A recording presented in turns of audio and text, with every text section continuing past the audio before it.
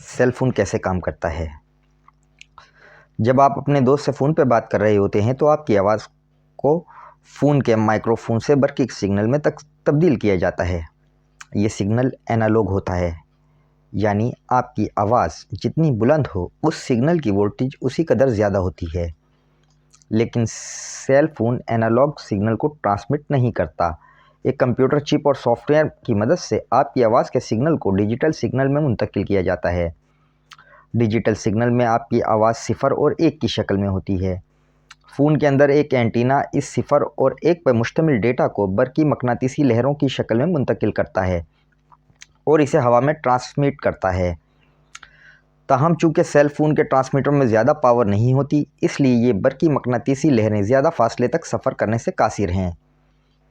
Phone की इर्द गिर्द मौजूद अशिया और बरकी आलात की वजह से कुछ माहौलियाती अवामिल की मौजूदगी की वजह से ये सिग्नल कुछ ही फासले पे अपनी ताकत खो देते हैं। इसके अलावा ज़मीन की कुर्वी साख की वजह से भी बरकी मकनातीसी लहरें ज़मीन की सतह पर ज़्यादा दूर तक नहीं जा पाती, क्योंकि बरकी लहरें ख़त मुस्तकीम में सफ़र करती हैं और ज़मीन की कुर्वी शक्ल की वजह से ज़मीन की सतह पर ज़्यादा देर तक डिटेक्ट नहीं की जा सकती। इन मसाइल पर काबू पाने के लिए सेल टावर का इस्तेमाल किया जाता है, जो जगह जगह नस्ब होते हैं। ज़रूरत सिर्फ इस बात की होती है कि आपके सेल फ़ोन का सिग्नल किसी करीबी सेल फ़ोन टावर तक पहुंच जाए। सेलुलर टेक्नोलॉजी में किसी भी जोग्राफियाई इलाके को जहां सेल फ़ोन सर्विस मुहैया करना मकसूद हो, 6 पहलुओं वाले हिस्सों में तकसीम किया जाता है, जिन्हें सेल किया जाता है। हर सेल का अपना टावर होता है, जिसको एक मखसूस फ्रीक्वेंसी फराहम की जाती है या उसके लिए मुख्तस की जाती है, जो आसपास के हर टावर से मुख्तलिफ होती है। आमतौर पर इन सेल टावर को ज़ेर ज़मीन तारों या फाइबर ऑप्टिकल केबल्स के ज़रिए एक दूसरे और कौमी नेटवर्क से मुंसलिक किया जाता है। मुख्तलिफ सर्वर्स के ज़रिए सेल टावर्स को इंटरनेशनल नेटवर्क से भी मुंसलिक किया जाता है, जिसके लिए समंदर में की तह में बिछाई गई ऑप्टिकल फाइबर केबल्स इस्तेमाल होती हैं। आपका फ़ोन इस कॉल के दौरान जो बरकी मकनातीसी लहरें पैदा करता है, वो आपके इलाके में मौजूद टावर तक पहुंचती हैं, जहां उन्हें हाई फ्रीक्वेंसी की रोशनी की पल्स यानी हाई फ्रीक्वेंसी लाइट पल्सेस में तब्दील कर दिया जाता है और फिर इस डेटा को मज़ीद सिग्नल प्रोसेसिंग के लिए टावर की बुनियाद में वाक़िया बेस ट्रांसपोर्ट बॉक्स में पहुंचाया जाता है। यहाँ मज़ीद प्रोसेसिंग के बाद आपकी आवाज़ पर मुश्तमिल डिजिटल डेटा को इस टावर की तरफ रवाना किया जाता है, जिसके साथ आपके दोस्त का फ़ोन मुंसलिक है। फाइबर ऑप्टिक केबल से रोशनी की पल्सेस मौसूल होने पर मंजिल मकसूद का टावर इस सिग्नल को रोशनी से दोबारा बरकी मकनातीसी लहरों की शक्ल में मुंतकिल करता है और इसे हवा में ट्रांसमिट करता है। ये सिग्नल आपके दोस्त का फ़ोन मौसूल करता है, जहाँ ये सिग्नल एक उल्टे प्रोसेस से गुज़रता है, यानी पहले इस सिग्नल से 1 और 0 पर मबनी डिजिटल डेटा अख़ज़ किया जाता है और इस डिजिटल डेटा को एनालॉग वोल्टेज में तब्दील करके फ़ोन के स्पीकर को फीड किया जाता है। यूँ आपका दोस्त आपकी आवाज़ सुन पाता है। सेल नेटवर्क कैसे काम करता है?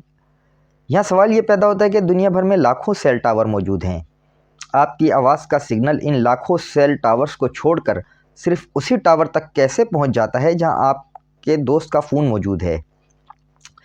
इस अमल के लिए आपके इलाके का सेल टावर एक मोबाइल स्विचिंग सेंटर यानी MSC से रब्ता करता है।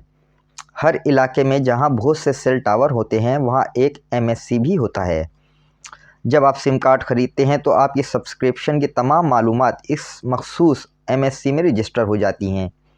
ये MSC आपका होम MSC कहलाता है। होम MSC में इस इलाके में इस फ़ोन कंपनी के तमाम सार्फिन की सब्सक्रिप्शन की मालूमात स्टोर होती हैं, जैसे सर्विस प्लानर, मौजूदा मकाम और सार्फिन के सेल फ़ोन का मौजूदा स्टेटस, यानी फ़ोन ऑन है या ऑफ़, किसी सेल टावर से मुंसलिक है या नहीं। अगर आप अपने होम MSC की रेंज से बाहर चले जाते हैं तो आपके फ़ोन की इन्फॉर्मेशन इस इलाके के MSC को भेजी जाती है, जो अब आपके सेल फ़ोन की कॉलों को मैनेज करता है। जैसे ही आप नए एमएससी के इलाके में दाखिल होते हैं, ये एमएससी आपके होम एमएससी के साथ बातचीत करता है और आपकी मौजूदा लोकेशन से बताता है। गोया आपका होम एमएससी हमेशा ये खबर रखता है कि आप इस वक्त किस एमएससी के इलाके में हैं। जब भी आप अपना फ़ोन ऑन करते हैं, आपका फ़ोन मकामी एमएससी में रजिस्टर होता है और आपके होम एमएससी में आपका डेटा अपडेट हो जाता है। इसके बाद वक्फे से आपका डेटा अपडेट होता रहता है। जब आप हरकत कर रहे हों और आपका फ़ोन एक सेल से दूसरे सेल को मुंतकिल हो तो भी ये डेटा एमएससी में अपडेट किया जाता है। फ़ोन कॉल कैसे मुकम्मल होती है? फ़र्ज़ कीजिए आप अपने दोस्त को फ़ोन करते हैं। जब आप अपने दोस्त का फ़ोन नंबर डायल करते हैं तो कॉल की दरख्वास्त आपके होम एमएससी पर पहुंच जाती है। आपके दोस्त का नंबर मौसूल होने पर आपका एमएससी कॉल की ये दरख्वास्त आपके दोस्त के होम एमएससी को भेज देता है। अब आपके दोस्त का एमएससी अपने मौजूदा इलाके की जांच कर रहा है। अगर आपका दोस्त अपने होम एमएससी में है तो ये कॉल की दरख्वास्त फ़ौरी तौर पर उसके मौजूदा सेल लोकेशन पर भेज दी जाएगी। वहाँ का सेल टावर ये चेक करेगा कि आपका दोस्त किसी और कॉल पर मसरूफ़ है या उसका मोबाइल बंद है। अगर उसका फ़ोन ऑन है और वो किसी कॉल पे नहीं है तो आपके दोस्त के फ़ोन की घंटी बजने लगेगी और कॉल मुकम्मल हो जाएगी। ताहम अगर आपका दोस्त अपने होम एमएससी में नहीं है तो आपके दोस्त का होम एमएससी कॉल की दरख्वास्त उस आरसी एमएससी को भेज देगा जहां आपके दोस्त का फ़ोन इस वक्त रजिस्टर है। वो आरजी एमएससी आपके दोस्त के फ़ोन को तलाश करने के लिए ऊपर बयान करदा तरीके पर अमल करेगा, फिर कॉल कायम करेगा। मोबाइल फ़ोन टेक्नोलॉजीज़ की मुख्तलिफ जनरेशन क्यों हैं?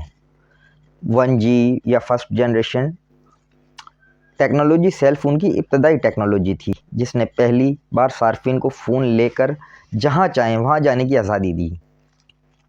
चूँकि ये सेल फ़ोन के साथ केबल मुंसलिक नहीं थी, लेकिन 1G टेक्नोलॉजी के दो बड़े मसाइल थे।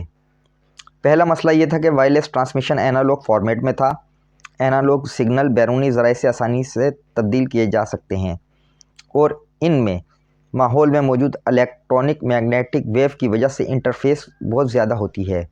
लिहाजा इस टेक्नोलॉजी में आवाज़ की क्वालिटी बहुत ख़राब थी और इसे दूसरे लोग आसानी से कैच करके आपकी गुफ्तगू सुन सकते थे। आपको अगर कोई पुराना मोबाइल यूज़र है तो उसे याद होगा किसी ज़माने में एरिक्सन के फ़ोन्स आए थे। एरिक्सन के फ़ोन से आप दूसरों की कॉल सुन सकते थे। तो इन मसाइल को हल करने के लिए मोबाइल कम्युनिकेशन की दूसरी नस्ल यानी 2G ईजाद की गई, जिसमें डिजिटल टेक्नोलॉजी का इस्तेमाल किया गया, यानी सेल फ़ोन का डिजिटल डेटा में तब्दील करके इसे ट्रांसमिट किया जाता था। 2G टेक्नोलॉजी की मदद से सेल फ़ोन में SMS और इंटरनेट ब्राउजिंग की सहूलत भी मुतारिफ़ कराई गई। 2G टेक्नोलॉजी में इंटरनेट ब्राउजिंग कदरे मुश्किल थी क्योंकि इसकी डेटा स्पीड बहुत कम थी।